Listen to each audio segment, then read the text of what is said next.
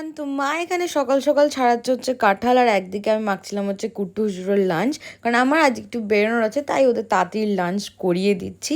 আর এখানেই যে আমি পৌঁছে গেছি, তো বেসিক্যালি গেছিলাম হচ্ছে আমার ফ্রেন্ডসের সাথে মিট করতে।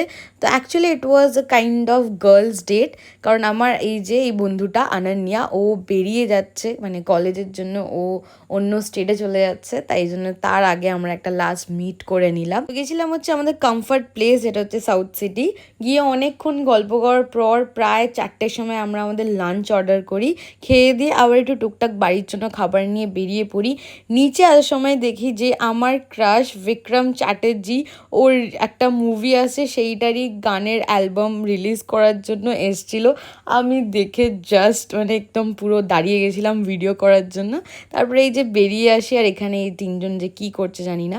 এনিওয়েজ আজকের ভিডিওটা এই অবধি, দেখা হচ্ছে নেক্সট ভিডিও, টাটা।